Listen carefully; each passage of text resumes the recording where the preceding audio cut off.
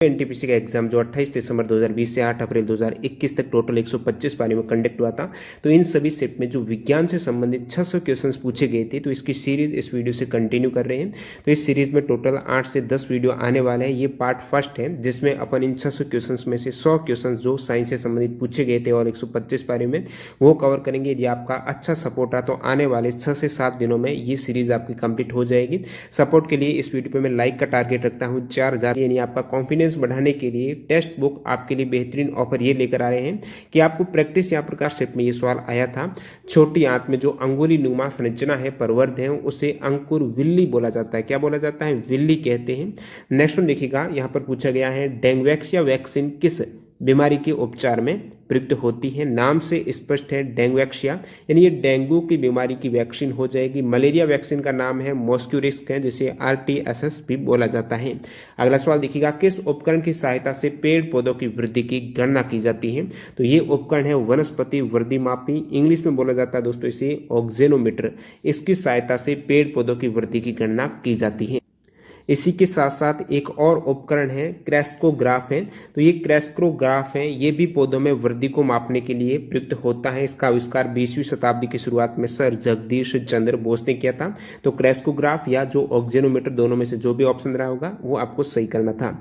Oxygen का संयोजन या जो बंधन होता है वो किसके साथ अधिक होता है? तो ऑक्सीजन का संयोजन है इनमें से यहाँ पर हीमोग्लोबिन के साथ अधिक होता है। देखिए यदि ऑप्शन में मायोग्लोबिन रहा होगा तो इसकी जो एफिनिटी है वो ऑक्सीजन से भी ज्यादा होती है। किसके साथ? जो रक्त के साथ संयोजन होता है, ऑक्सीजन का संयोजन बंधन है वो हीमोग्लोबिन में, और साथ ही साथ जो मायोग्लोबिन है वो हीमोग्लोबिन से भी ज्यादा यहाँ पर ऑक्सीजन कनेक्ट होता है। तो यहाँ पर ऑप्शन के अकॉर्डिंग हीमोग्लोबिन। नेक्स्ट वन देखिएगा, प्रकाश का अपवर्तन किससे टकराने से होता है? तो प्रकाशीय घनत्व रहता है जो ऑप्शन में दे रखा था ऑप्टिकल डेंसिटी, इसके टकराने से प्रकाश का अपवर्तन हो जाता है। अपवर्तन में होता क्या है? जैसे कि यहाँ पर दो अलग अलग माध्यम है, माध्यम में यहाँ पर घनत्व देखा जाता है। जैसे ये एक विरल माध्यम है और उसके बाद सघन माध्यम है, तो इनका घनत्व से ही ये माध्यम तय हो रहा है। तो इसका मतलब है जो ऑप्टिकल डेंसिटी है वो ही अपवर्तन के टकराने के बाद ये अपवर्तन होता है। और विरल से सघन में आ रही है तो ये प्रकाश किरण है वो अभिलंब के पास आ जाएगी, और सघन से विरल की ओर जा रही है तो अभिलंब से दूर हट जाएगी। अगला सवाल देखिएगा, गोलीय दर्पण के सेंटर पॉइंट को क्या कहा जाता है? जो गोलीय दर्पण है उसका जो सेंटर पॉइंट है, जैसे कि ये आपका दर्पण हो गया और ये जो सेंटर पॉइंट है इसे बोला जाता है ध्रुव, पोल बोला जाएगा इसे। और गोलीय दर्पण में वक्रता केंद्र है जो सेंटर ऑफ कर्वेचर है, ये दर्पण के खोखले गोले का केंद्र बिंदु होता है। जो वक्रता केंद्र रहेगा खोखले गोले का केंद्र बिंदु रहता है। और जो प्रिंसिपल अक्ष है ये वक्रता केंद्र और ध्रुव के बीच से होकर गुजरने वाली रेखा है, ये आपके मुख्य अक्ष हो जाएगी। नेक्स्ट में देखिएगा, लैक्टिक अम्ल में कितने कार्बन होते हैं? लैक्टिक एसिड में 3 कार्बन होते हैं। लैक्टिक एसिड का फॉर्मूला है C3H6O3। हाइड्रोजन पूछ रहे तो 6, ऑक्सीजन होते हैं 3, ये लैक्टिक एसिड का फॉर्मूला है। ग्लूकोज में पूछा जाता है कितने कार्बन होते हैं? तो 6 यानी 6 कार्बन, H12 हाइड्रोजन और 6 ही ऑक्सीजन होते हैं। ध्वनि का संचरण किस में नहीं होता है? निर्वात में ध्वनि का संचरण नहीं होता। बहुत बार एग्जाम पूछा जाता है ध्वनि का संचरण किस माध्यम में ज्यादा होता है? ठोस तरल गैस करके। तो ठोस में ध्वनि का संचरण है, स्पीड सबसे ज्यादा होगी, उसके बाद द्रव में, फिर सबसे कम गैस में। पृथ्वी पर किसी पिंड का द्रव्यमान 80 किलोग्राम है, तो चंद्रमा पर कितना होने वाला है? तो द्रव्यमान है यहाँ पर चेंज नहीं होता, किसी भी ग्रह पर आप चले जाइए, चाहे पृथ्वी पर हो चंद्रमा पर हो, ये 80 किलोग्राम ही रहने वाला है। तो चेंज क्या होता है? चेंज होता है भार जो कि न्यूटन में रहता है, लेकिन ये किलोग्राम में यानी द्रव्यमान दे रखा है 80 किलोग्राम है, ये चंद्रमा पर भी रहने वाला है। चंद्रमा पर भार है वो पृथ्वी के भार का 1/6 हो जाता है। यहाँ पर यदि भार दिया होता तो आप 80 का 1/6 कर देते, जो चंद्रमा पर हो जाता। नेक्स्ट में देखिएगा, यहाँ पर पूछा गया है पदार्थ की मात्रा का ऐसा यूनिट क्या है? तो पदार्थ की मात्रा का ऐसा यूनिट हो जाएगा मोल। क्या? मोल।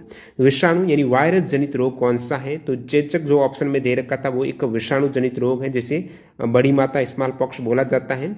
और चेचक के टीके का जो आविष्कार किया था, काफी इंपोर्टेंट फैक्ट है, बहुत बार एग्जाम में आता है, वो चिकित्सक एडवर्ड जेनर के द्वारा किया गया था। 1976 में चेचक के टीके का आविष्कार। जो आपके सवाल दे रखा था वायरस जनित रोग कौन सा, तो इसकी ट्रिक आपको पता होना चाहिए, बहुत बार बता चुका हूं मैं। रेखा हमें हिट करके पोइचे छोड़ गई। वैसे जो भी रोग से संबंधित एनटीपीसी में जितने भी सवाल पूछे गए थे इसका अलग से वीडियो बनाया हुआ आप प्लेलिस्ट में जाकर देख सकते हो, लिंक डिस्क्रिप्शन बॉक्स में है। तो वायरस जनित रोग है, रेखा हमें हिट करके पोइचे छोड़ गए, यानी रेबीज हो गया, फिर खसरा है हमें, यानी हर्पिस और मेनिंजाइटिस है, हिट करके हिट यानी हेपेटाइटिस एंड ट्रेकोमा, पोइचे छोड़ गई, पोइचे यानी पोलियो, एड्स चेचक छोड़ गई यानी छोटी माता, डेंगू, गलसौन और इन्फ्लुएंजा। सहजीवी पौधा कौन सा है, तो सहजीवी पौधे की बात करें लाइकेन और चना सहजीवी है, सेम और राइजोबियम के पौधे हैं, ये भी आपस में सहजीवी संबंध रखते हैं। सहजीवी पौधे एक साथ रहते हैं और एक दूसरे को आश्रय और पोषक तत्व है वो साझा करते हैं। सहजीवी पौधों को सहजीवन के रूप में भी जाना जाता है। लाइकेन में शैवाल और फंगी एक साथ रहते हैं और पोषक तत्वों को एक दूसरे से प्राप्त करते रहते हैं लाइकेन में। नेक्स्ट में देखिएगा सेरीकल्चर किससे संबंधित है, तो जो सेरीकल्चर है ये रेशम के कीटों का पालन है, इसे रेशम कीट पालन या सेरीकल्चर बोला जाता है। सेब में होने वाला रोग कौन सा है, तो एप्पल में फायर ब्लाइट रोग हो जाता है। सूर्य की चमकीली सतह को क्या कहा जाता है, ये सवाल है एग्जाम में एनटीपीसी में 3 से 4 शिफ्ट में आया था। सूर्य की जो चमकीली सतह है उसे बोला जाता है क्या, फोटोस्फीयर। जो ग्लोविंग सरफेस ऑप्शन है जिसे फोटोस्फीयर बोला जाता है। फोटोस्फीयर के घटक की बात करूं भार के अकॉर्डिंग, तो हाइड्रोजन का यहाँ पर सबसे अधिक योगदान है 73.46%, उसके बाद हीलियम 24.85%, फिर ऑक्सीजन और कार्बन है। अगला सवाल, सापेक्षता का सिद्धांत किसने दिया है, तो सापेक्षवाद की थ्योरी है वो अल्बर्ट आइंस्टीन के द्वारा दी गई है। अल्बर्ट आइंस्टीन जिनको आधुनिक भौतिकी का पिता माना जाता है, तो सापेक्षवाद की थ्योरी है ये अल्बर्ट आइंस्टीन ने दी थी। नेक्स्ट में देखिएगा रक्त परिसंचरण तंत्र का हिस्सा नहीं है, तो आपके ऑप्शन में था बड़ी आंत। रक्त परिसंचरण का जो हिस्सा है वो बड़ी आंत नहीं है, तो हिस्सा है कौन से रक्त परिसंचरण तंत्र के, तो धमनी है, आर्टरी है, वेन है, शिरा हो गई, ये सभी हर्ट है, कैपिलरीज है, ये भाग होते हैं रक्त परिसंचरण के। कौन सी अदिश राशि है, स्केलर क्वांटिटी का पूछा गया है।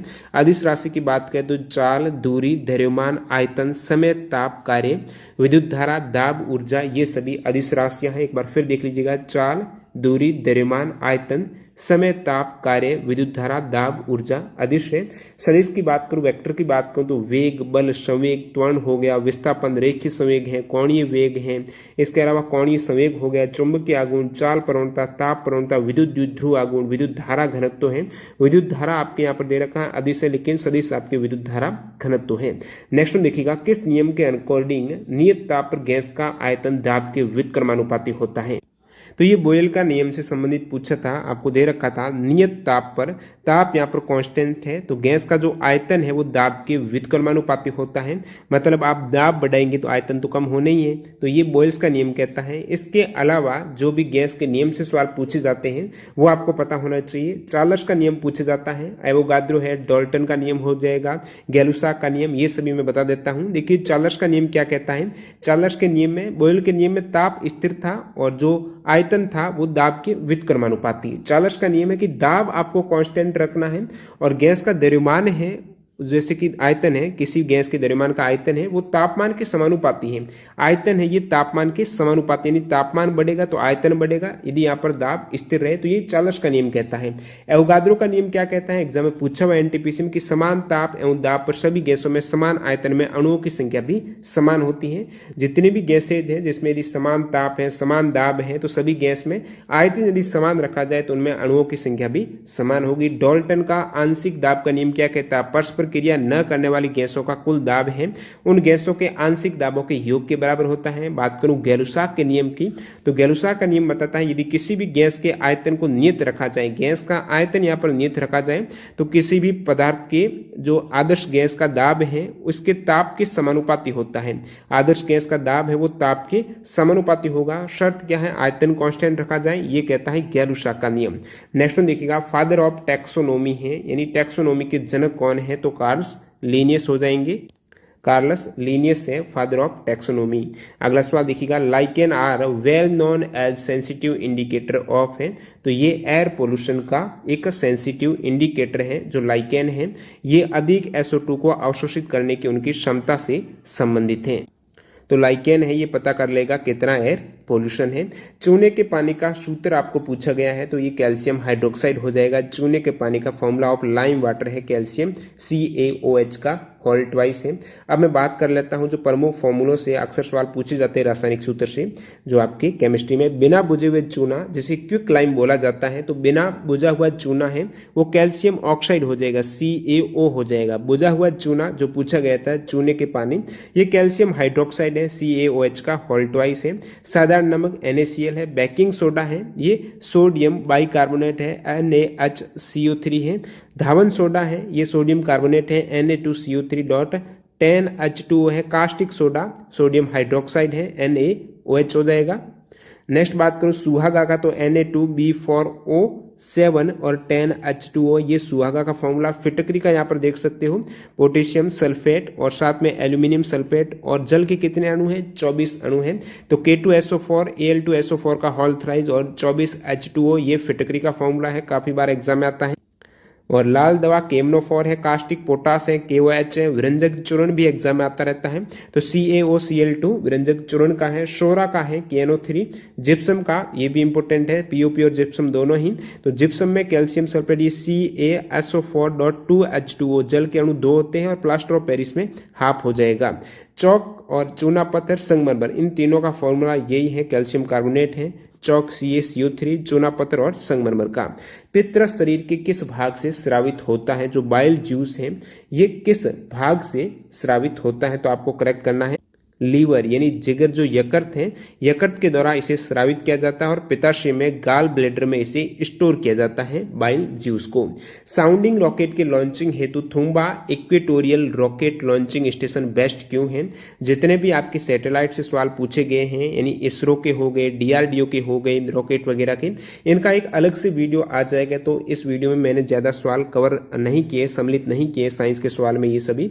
तो साउंडिंग रॉकेट के लॉन्चिंग हेतु Thumba equatorial rocket launching station best क्यों है, क्योंकि पृथ्वी के चुंबकीय भूमध्य रेखा के ये बहुत करीब है, और ये भारतीय अंतरिक्ष अनुसंधान संगठन के द्वारा संचालित एक भारतीय लॉन्च स्टेशन है। Thumba equatorial rocket launching station है, जो थुम्बा तिरुवनंतपुरम में स्थित है। अगला सवाल देखिएगा, पूछा गया सर्वग्राही रक्त समूह कौन सा है। सर्वग्राही के केस में AB प्लस हो जाएगा, सर्वग्राही है, और ये AB पॉजिटिव हो जाएगा, जिसे यूनिवर्सल रिसिपिएंट बोला जाता है। O माइनस है, जो O नेगेटिव है, ये ब्लड ग्रुप बोला जाता है सर्वदाता, यूनिवर्सल डोनर है O नेगेटिव। नेक्स्ट वन देखिएगा, pH range of human body है, मानव शरीर का pH वैल्यू कितनी होती है। तो ह्यूमन बॉडी की जो pH वैल्यू है, जो ह्यूमन ब्लड की होती है, रक्त की होती है मानव शरीर की, वही ह्यूमन बॉडी की pH वैल्यू हो जाएगी 7.35 से लेकर ये 7.45 तक वेरी करती है ह्यूमन बॉडी की pH वैल्यू। अगला सवाल पूछा गया, नींबू के रस का pH मान, तो नींबू का, लेमन का पूछा है, तो 2.4 हो जाएगा नींबू के रस का pH वैल्यू। अब pH वैल्यू से संबंधित सारे पदार्थ अपन देख लेते हैं, जहां से अक्सर सवाल आ सकते हैं। एसिड रेन का जो अम्लीय वर्षा होती है उसकी pH वैल्यू होती है, देखिए 7 से कम अम्लीय हो जाएगी, तो अम्लीय वर्षा की 2 से लेकर 5.6 तक। ह्यूमन यूरिन की, मूत्र की जो pH वैल्यू होती है मानव मूत्र की, वो 6 होती है। विनेगर की, सिरका की 2.9 होती है, और जो सी वाटर है, समुद्र का पानी, 7.5 से 8.4, यानी ये क्षारीय होता है। और बात करूं यहाँ एमोनिया की, तो अमोनिया की pH वैल्यू है वो 10.6 से 11.6। मिल्क, दूध की 6.5 से 6.7 होती हैं। बियर्स की 4.5 है। वाइन्स जो शराब हैं उनकी 2.8 से 3.8 होती हैं। टमाटर की 4 के आसपास, 4.5 कह सकते हो। ऑरेंज है, इनकी 3.69 से 4.34 तक। एप्पल्स की 3.30 से 4 तक है। ग्रेप्स अंगूर की 2.9 से 3.82 तक है। pH स्केल की रेंज है वो 0 से लेकर 14 तक होती है। pH की फुल फॉर्म क्या है, तो ये हो जाएगी आपके पोटेंशियल ऑफ हाइड्रोजन, या फिर इसे पावर ऑफ हाइड्रोजन भी बोला जाता है। विटामिन B1 की कमी से होने वाला रोग कौन सा है, तो B1 की कमी से हो जाएगा बेरी। जो भी विटामिन की कमी से रोग होते हैं मैं बता देता हूं। A की कमी से रतौंधी व जीरोफथलेमिया रोग हो जाता है विटामिन A की कमी से। B कॉम्प्लेक्स में B1 की जो बेरी हो जाएगा। B6 और B12 की कमी से एनीमिया रोग हो जाता है, रुधिर की कमी। B6 और B12 एनीमिया रोग है। विटामिन C की कमी से स्कवी रोग, जिसमें मसूड़े फूल जाते हैं। D की कमी से रिकेट्स हो जाता है, सूखा रोग है। ई की कमी से जनन शक्ति का कम होना। विटामिन के की कमी से रुधिर का स्राव होना, यानी थक्का नहीं बनता है। विटामिन B3 है वो त्वचा पर दाद होना इसकी कमी से। विटामिन B7 की कमी से लकवा और शरीर में दर्द। जीवाणु के कारण कौन सी बीमारी हो जाती है, तो ये ऑप्शन दे रखे थे। इनमें से जो टाइफाइड है, जो जीवाणु बैक्टीरिया का नाम है जैसे टाइफाइड हो जाता है, वो है salmonella enterica serotype typhi bacteria है। ये बैक्टीरिया पानी और खाने के जरिए लोगों के अंदर प्रवेश कर जाता है। मायोपिया के उपचार में कौन सा लेंस प्रयोग किया जाता है? मायोपिया यानी निकट दृष्टि दोष की बात हो रही है, तो निकट दृष्टि दोष में जो अवतल लेंस है, कॉनकेव लेंस है, इसका प्रयोग किया जाता है। और निकट दृष्टि दोष है, नाम का उल्टा होता है इसमें। निकट दृष्टि दोष यानी यहाँ पर दूर की वस्तुओं को स्पष्ट रूप से देखने में क्या होगी, कठिनाई होगी। निकट की वस्तु आप स्पष्ट रूप से देख सकते हो। इसके उल्टा बात करूं दूरदृष्टि दोष की, तो उसके उपचार में उत्तल लेंस का प्रयोग किया जाता है। नेक्स्ट में देखिएगा ब्रायोफाइट वर्ग का पौधा कौन सा, तो ब्रायोफाइट वर्ग के पौधों के उदाहरण की बात करूं तो मोसेस, हॉर्नवर्ट, लीवरवर्ट, ये सभी ब्रायोफाइट वर्ग के पौधे हो जाते हैं। इसके अंतर्गत है मार्केंसिया, रिक्शिया है, नोटोथाइलस है, एंथेसिरोस है, मॉस है, ये इसी के अंतर्गत आ जाते हैं। नेक्स्ट वन 1/4 ओम के 4 प्रतिरोध को जोड़ने पर कुल प्रतिरोध कितना होगा। अब प्रतिरोध कौन से क्रम में जोड़ा जा रहा है, जैसे कि श्रेणी क्रम की बात करूं तो डायरेक्ट ऐड करेंगे आप 1/4 के, ये 4 प्रतिरोध हैं, तो इसको मैं डायरेक्ट ऐड करूंगा तो ये 4/4 यानी 1 हो जाएगा। इसी के उल्टा मैं समानांतर क्रम की बात करूं तो आप इसको ऐड करेंगे 1/r के रूप में, जो 1/4 दे रखा है, और इसको मैं 1/r करूंगा, यानी ये r के स्थान पर 1/4 करूंगा तो ये हो जाएगा 4। और उसके बाद इसी प्रकार सभी 1/r है तो 4 + 4 + 4 है। तो यहाँ पर जो समानांतर क्रम में 1/r की वैल्यू आ गई, वो आ गई 16। ध्यान रखना यहाँ पर जो 16 है ये r की वैल्यू नहीं है, ये 1/r की वैल्यू है। r की वैल्यू के लिए आपको उल्टा करना पड़ेगा 1/16। तो श्रेणी क्रम में आपको डायरेक्ट ऐड करना है जो भी प्रतिरोध दे रखा है, और समानांतर क्रम में उल्टा करना है। जैसे कि यहाँ पर प्रतिरोध 4 दिया होता तो आप क्या करते, 1/4 को 4 बार ऐड करते और इसमें डायरेक्टली आप 4 को ही ऐड करते। देखिएगा अगला सवाल, बिग बैंग सिद्धांत किसने दिया था? जॉर्ज लेमेत्रे ने दिया था 1927 में। ये जो सिद्धांत है वो सृष्टि की रचना से संबंधित है, बिग बैंग थ्योरी। कौन सी मेटलॉइड है यानी उपधातु कौन सी है, तो उपधातु की बात करें तो boron, silicon, germanium, arsenic, antimony, tellurium और पोलोनियम, ये सभी उपधातु है, मेटलॉइड है। पॉलीथीन किससे मिलकर बना होता है? पॉलीथीन है ये एथिलीन से मिलकर बना होता है। एथिलीन का बहुलीकरण किया जाता है, और एथिलीन का जो इसका केमिकल फॉर्मूला है पॉलीथीन का, वो है C2H4 का, यहाँ पर N यानी ये बहुत सारे इसके एथिलीन के अणु जुड़े होते हैं, तो ये एथिलीन का बहुलीकरण से प्राप्त किया जाता है पॉलीथीन। कौन सी अजैविक है, तो अजैविक जो घटक है उसमें सूर्य का प्रकाश, ऑक्सीजन, हाइड्रोजन, नाइट्रोजन जो भी गैसेज हैं वो सभी, फॉस्फोरस है, तापमान, पानी, मिट्टी, खनिज और लवणता, कार्बन, वायु, ये सभी अजैविक हो जाएंगे। नेक्स्ट में देखिएगा मेरु रज्जु किससे जुड़ता है? स्पाइनल कॉर्ड है वो किससे कनेक्ट होता है? तो ये जो मेरु रज्जु है, स्पाइनल कॉर्ड है, ये आपके ब्रेन से कनेक्ट होता है, मस्तिष्क से जुड़ जाता है। और ब्रेन और साथ ही साथ जो स्पाइनल कॉर्ड है यानी यहाँ पर मेरु रज्जु और मस्तिष्क है, इसे संयुक्त रूप से सेंट्रल नर्वस सिस्टम कहा जाता है। विच बिलोंग्स टू एनिमेलिया, तो ऑप्शन में आपके दे रखा था क्यूलेक्स मच्छर, तो ये क्यूलेक्स मच्छर है, ये एक इसका किंगडम है, जगत है, वो एनिमेलिया है। और अगला सवाल देखिएगा, कोशिका की खोज किसने की है? तो कोशिका की खोज है ये रॉबर्ट हुक ने की थी, कब? 1665 में की थी। इजी सवाल, चूने का पानी में कौन सी गैस प्रवाहित करने पर वो दूधिया हो जाता है? चूने के पानी में कौन सी गैस प्रवाहित करेंगे? तो ये है चूने का पानी, इसके साथ आप CO2 यानी कार्बन डाइऑक्साइड प्रवाहित करेंगे तो यहाँ पर बन जाएगा कैल्शियम कार्बोनेट बन जाएगा, जो कि ये दूधिया हो जाएगा चूने के पानी में CO2 गैस प्रवाहित करने पर। नेक्स्ट वन देखिएगा, यहाँ पर पूछा गया बरगद है, इसका वैज्ञानिक नाम क्या है? तो फिकस बेंगालेंसिस, ये बरगद के पेड़ का वैज्ञानिक नाम है, फिकस बेंगालेंसिस। बात करूं आम के पेड़ का वैज्ञानिक नाम है, तो आम का है मैग्निफेरा इंडिका। एप्पल का आगे एग्जाम में पूछा भी गया है, तो मालस डोमेस्टिका है, ये एप्पल का वैज्ञानिक नाम है। बल की इकाई क्या है? इजी सवाल, न्यूटन हो जाएगा। जल का आपको हिमांक बिंदु फ्रीजिंग पॉइंट पूछा है, जहां पर जल है वो बर्फ बन जाएगा, हिमांक बिंदु फ्रीज हो जाएगा। ये भी केल्विन में पूछा है, आप सभी को पता है जल का फ्रीजिंग पॉइंट 0 डिग्री सेंटीग्रेड है। अब सेंटीग्रेड को सेल्सियस को केल्विन में कन्वर्ट करने के लिए आप +273 इसमें ऐड करेंगे, 273.5 15, तो ये हो जाएगा आपकी केल्विन में फ्रीजिंग पॉइंट है 273.15 केल्विन है। बॉइलिंग पॉइंट जो जल का रहता है वो आपकी हो जाएगा 373.15 केल्विन है, क्योंकि 100 डिग्री सेंटीग्रेड पर जल उबलता है, जो बॉयल होता है, तो बॉइलिंग पॉइंट है 100 डिग्री सेंटीग्रेड है। सेंटीग्रेड को केल्विन बदलने के लिए 273.15 ऐड करेंगे तो 373.15 हो जाएगा इसका बॉइलिंग पॉइंट। देखिएगा अगला सवाल, नेक्स्ट वन है मेथेन का सूत्र क्या है, तो CH4 है, ये मेथेन का सूत्र हो जाएगा जिसमें एक कार्बन होता है। अगला तन्यता है, इसको आपको परिभाषित करना था। तन्यता की परिभाषा क्या है, तो किसी ठोस पदार्थ की तनाव डालने पर उसे खींचकर आकार बदल लेने की क्षमता को ही तन्यता बोला जाता है।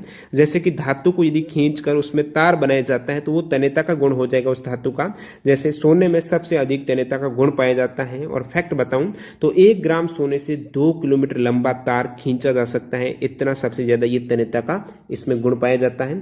तन्यता के साथ साथ आपको आघात वर्धनीयता का पता होना चाहिए। तो किसी पदार्थ की दबाव या आघात पड़ने पर, चोट करने पर बिना टूटे आकार बदल लेने की क्षमता को उसकी आघात वर्धनीयता का गुण बोला जाता है। जैसे कि कुछ धातुओं को पीटकर उनकी पतली चादरें बनाई जाती हैं। यहाँ पर चांदी और सोना सबसे ज्यादा आघात वर्धनीय है। हेपेटाइटिस रोग किससे होता है, तो हेपेटाइटिस रोग है, ये हेपेटाइटिस ए एक विषाणु है, तो ये विषाणु जनित रोग हो जाएगा। नेक्स्ट में देखिए यहाँ पर कॉलीफ्लावर पूछा गया, फूल गोभी किस प्रकार का पुष्प है, तो यूनिसेक्सुअल और बाइसेक्सुअल, ये ऑप्शन इसमें दे रखी थी। नेक्स्ट न्यूटन के गति के प्रथम नियम को क्या कहते हैं, न्यूटन के गति का प्रथम नियम है जिसे जड़त्व का नियम बोला जाता है। सेकंड नियम को संवेग का नियम बोलेंगे। और जो तीसरा नियम है, 3 नियम दिए थे न्यूटन ने, वो है क्रिया प्रतिक्रिया का नियम है, rule of action and reaction. अगला सवाल देखिएगा, चींटी के डंक में कौन सा एसिड पाया जाता है, जो कि बहुत बार एग्जाम में पूछा जाता है। चींटी के डंक में जो एसिड पाया जाता है फॉर्मिक अम्ल बोला जाता है, जिसका यूपीएससी नाम है मेथेनोइक एसिड। अगला सवाल देखिएगा, पूछा गया है वायरलेस टेक्नोलॉजी के आविष्कारक, जो ब्लूटूथ है, यहाँ पर वायरलेस टेक्नोलॉजी यानी ब्लूटूथ के आविष्कारक यहाँ पर पूछा गया है। तो ब्लूटूथ के आविष्कारक हैं जैप हडसन। तो जैप हडसन है, इन्होंने 1994 में ब्लूटूथ का आविष्कार किया था। आयरन, गोल्ड, सिल्वर, स्टील में अलग कौन सा है, विषम कौन सा है, तो स्टील अलग हो जाएगा, क्योंकि ये सभी धातुएं हैं और स्टील एक मिश्र धातु है। बाकी सभी तत्व है या फिर जो धातुएं हैं और स्टील एक मिश्र धातु है, यानी 2 से अधिक या 2 धातु से मिलकर बनी होती है।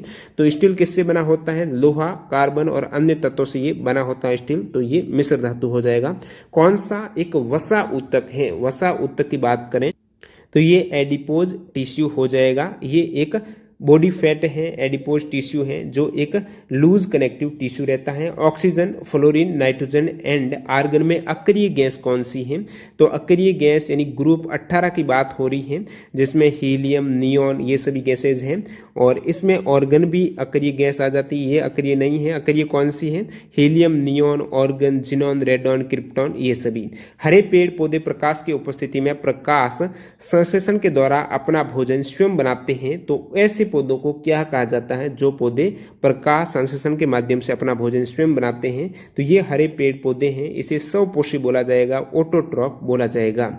Which part acquires the information in the neuron, तो न्यूरॉन में कौन सा हिस्सा जानकारी प्राप्त करता है, तो न्यूरॉन में डेंड्राइट जो हिस्सा मैं आपको बता देता हूं, ये न्यूरॉन की संरचना है जिसमें डेंड्राइट है, ये जानकारी प्राप्त करता है। ये एक्सॉन हो जाएगा और ये सेल बॉडी है।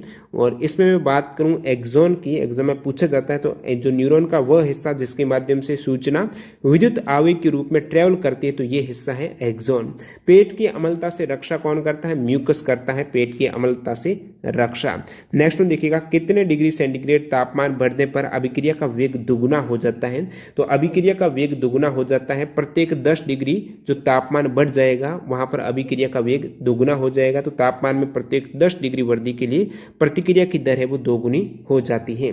पेड़ों में जड़ से पत्तियों में जल को कौन सा ऊतक ले जाता है, तो जल का जो पत्तियों से उल्टा जड़ से पत्तियों में जो जल जाता है पेड़ पौधों में, वो जाइलम ऊतक के द्वारा जाता है। और जो पोषक तत्व है यानी जो भोजन जाता है, तो भोजन है ये फ्लोएम ऊतक के माध्यम से जाता है। तो जल के लिए जाइलम और भोजन के लिए फ्लोएम। भोजन के पाचन में सहायक कौन सी ग्रंथियां हैं? तो भोजन के पाचन में लार ग्रंथियां सहायक होती है जिसमें एमाइलेज एंजाइम होता है। नेक्स्ट देखिएगा, पूछा गया अल्टीमीटर, बैरोमीटर और थर्मोमीटर है, इन तीनों को क्या कह सकते हैं? तो ये मापन यंत्र है। बैरोमीटर का प्रयोग है वायुमंडलीय दाब को मापने में होता है, थर्मोमीटर तापमान के मापने के लिए, और जो अल्टीमीटर है जिसे हिंदी में तुंगता मापी बोलते हैं, तो ऊंचाई मापन के लिए इसे प्रयोग में लिया जाता है, एल्टीट्यूड के लिए। धनावेशित आयन को क्या कहा जाता है? तो पॉजिटिवली जो चार्ज आयन है इसे बोला जाएगा cation. Positively charged ion are called cation, और नेगेटिव जो नेगेटिव ऋणावेशित आयन है उसको एनाइन बोला जाता है। अगला सवाल, 2, 8, 7 जो इलेक्ट्रॉनिक विन्यास है वो किसका है? 2, 8, 7 है। तो परमाणु क्रमांक यहाँ पर कितने हो जाते हैं? 17 जो क्लोरीन का हो जाएगा। ओजोन के एक अणु में कितने ऑक्सीजन होते हैं? तो ओजोन का फॉर्मूला O3, तो आप कह सकते हैं एक अणु में 3 ऑक्सीजन है। मोलर मास है ये आपके हो जाएगा 48 ग्राम पर मोल। नेक्स्ट देखिएगा, किसी कोशिका का 2 भागों में विभाजित होकर 2 नई कोशिकाओं का निर्माण करना क्या कहलाता है? तो किसी एक कोशिका का 2 भागों में विभाजित होकर 2 नई कोशिकाओं का निर्माण द्विखंडन कहलाता है, बाइनरी फ्यूजन कहलाता है। जैसे कि अमीबा में द्विखंडन होता है, पैरामीशियम में और लेशमेनिया में, इन सभी में द्विखंडन देखने को मिलता है। ये आपको उदाहरण याद रखना है, बाइनरी फ्यूजन किस में होता है? तो अमीबा, पैरामीशियम और लेशमेनिया में। बात करूं यहाँ पर मैं मुकुलन की प्रक्रिया है, मुकुलन की प्रक्रिया किस में होती है? तो ये हाइड्रा और यीस्ट में होता है, जिसमें एक छोटा सा अंकुर है वो जनक है, पेरेंट से जनक कोशिका से ये अंकुर है वो जीव के शरीर पर विकसित हो जाता है, जो बाद में अलग होकर एक नया जीव बन जाता है। तो ये हाइड्रा और यीस्ट में इस प्रकार का जन्म देखने को मिलता है।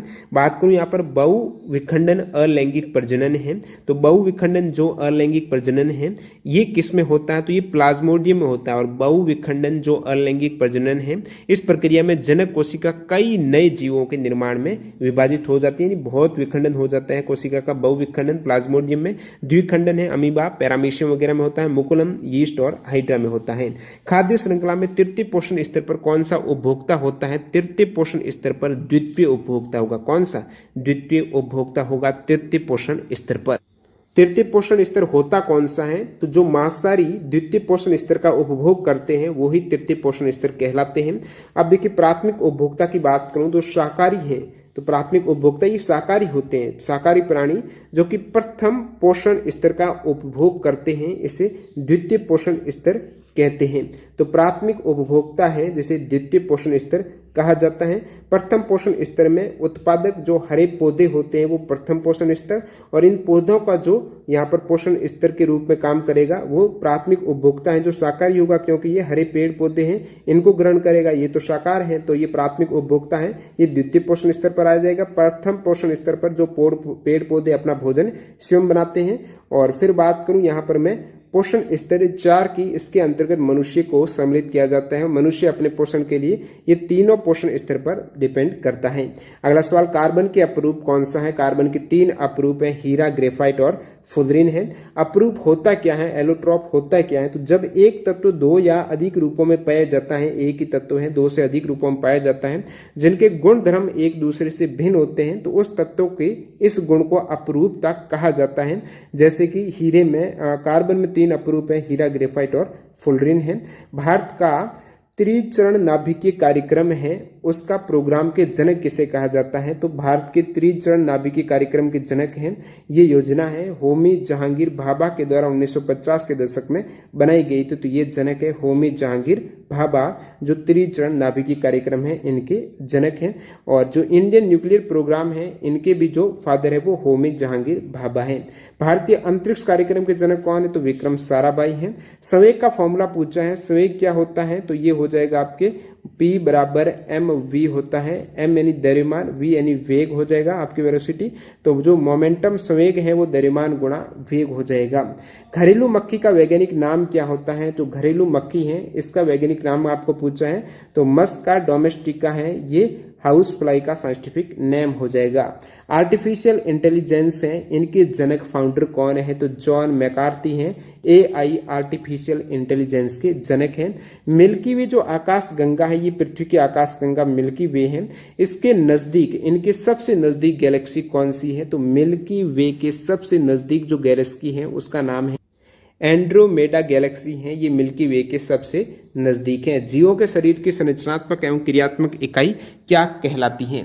तो जीवों के शरीर की संरचनात्मक एवं क्रियात्मक इकाई है वो सेल हो जाएगी, कोशिका हो जाएगी। एग्जाम में पूछा जाता है कोशिका के अध्ययन को क्या कहा जाता है? तो कोशिका के अध्ययन में जो विज्ञान की शाखा है इसे साइटोलॉजी बोला जाता है, जिसकी खोज कोशिका के रॉबर्ट हुक ने 1665 में की थी। और जो कोशिका की यहाँ पर बात हो रही है तो सबसे छोटा जो कोशिकांग है, सेल ऑर्गेनाइल है, वो राइबोसोम है। मानव शरीर की सबसे बड़ी कोशिका है वो है कोशिका तंत्रिका तंत्र। न्यूरॉन जो तंत्रिका तंत्र है वो मानव शरीर की सबसे बड़ी कोशिका हो जाएगी। अगला सवाल देखिएगा, पूछा गया है सूर्य के प्रकाश के स्पेक्ट्रम में फर्स्ट एंड लास्ट कलर कौन सा होता है? तो विबज्योर यदि आपको पता होगा तो ये आपके वायलेट और लास्ट में रेड, तो वायलेट और रेड हो जाएगा। इंडिगो, ब्लू, ग्रीन, येलो, जो ऑरेंज है, ये 7 कलर हैं सूर्य के प्रकाश के स्पेक्ट्रम में।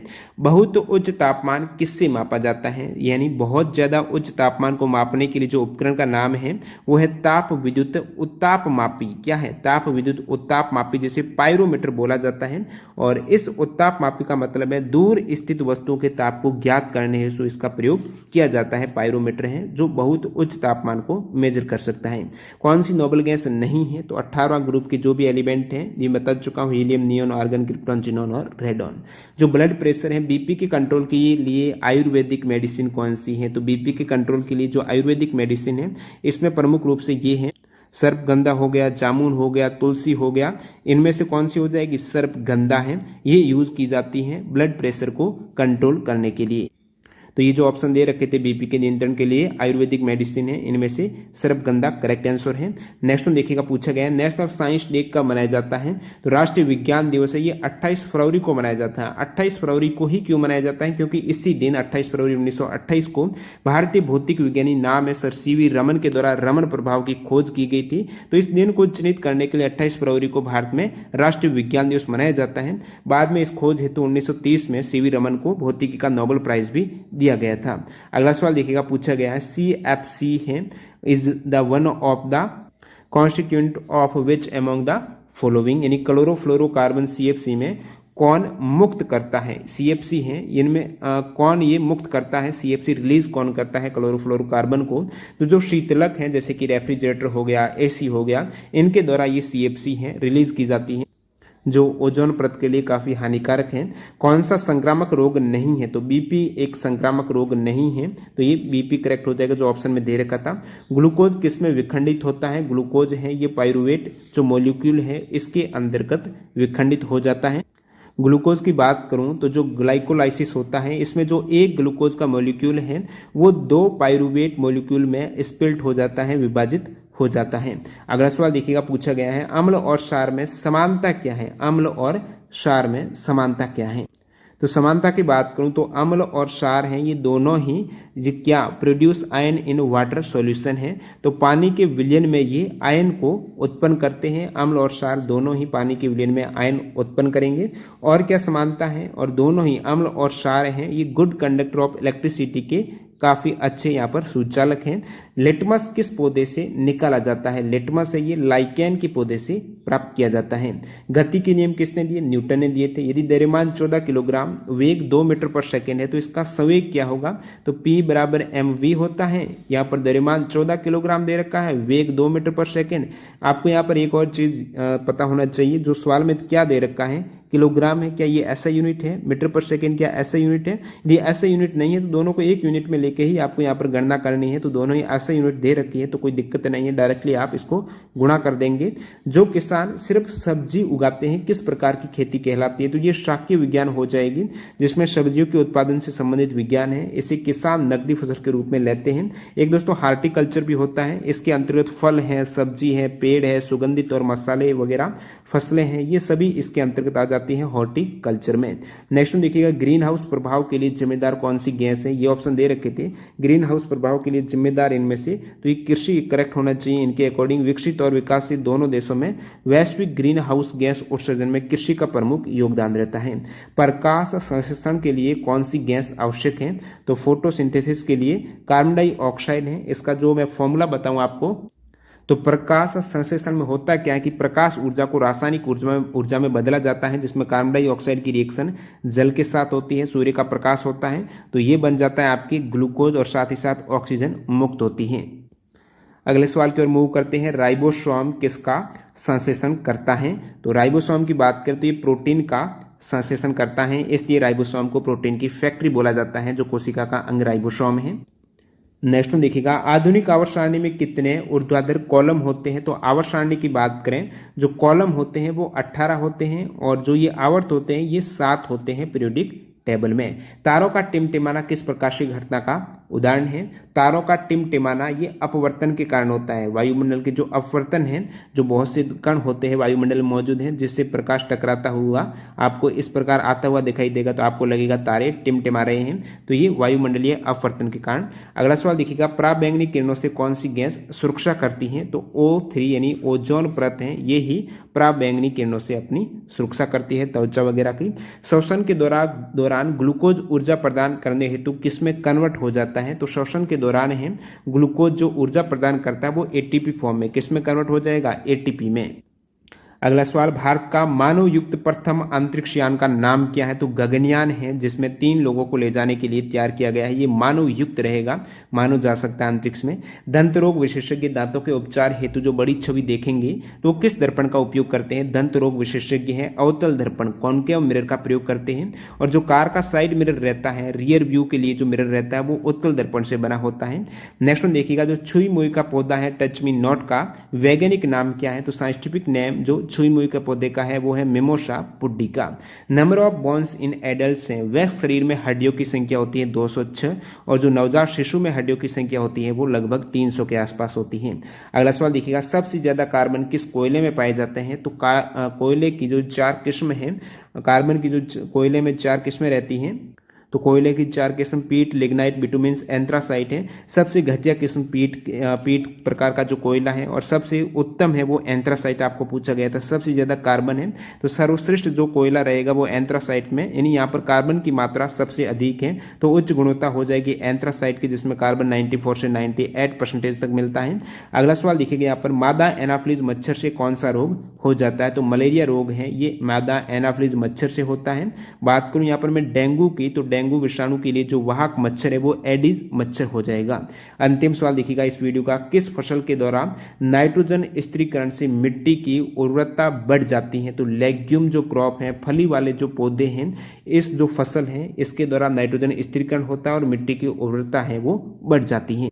नाइट्रोजन का स्थिरीकरण होता है क्या? देखिए एक्चुअल में जो वायुमंडल में है वो नाइट्रोजन रहती है मुक्त अवस्था में, तो वायुमंडल के मुक्त नाइट्रोजन गैस को नाइट्रोजन की यौगिक के रूप में परिवर्तित करने की प्रक्रिया को नाइट्रोजन का स्थिरीकरण कहलाता है। और जो फली वाले पौधे हैं उनकी जड़ों में सहजीवी जीवाणु वायुमंडल से जो सीधी डायरेक्ट जो मुक्त नाइट्रोजन है उसको ग्रहण करेगा और उसे नाइट्रेट में परिणित कर देगा, यौगिक में कन्वर्ट कर देगा, जो मिट्टी में चला जाता है। डायरेक्टली नाइट्रोजन ग्रहण नहीं होती है, इसको सबसे पहले नाइट्रोजन की यौगिक में बदलना होता है, जो पौधे कर देते हैं यहाँ पर, और पौधे मिट्टी से नाइट्रेट ग्रहण करके प्रोटीन का संश्लेषण करते हैं। तो इस प्रकार जो एनटीपीसी के ऑल 125 पारियों में विज्ञान से संबंधित 600 क्वेश्चंस पूछे गए थे, इस सीरीज का ये पार्ट फर्स्ट यहाँ पर कंप्लीट हो गया, जिसमें 100 क्वेश्चंस अपन ने कवर किया।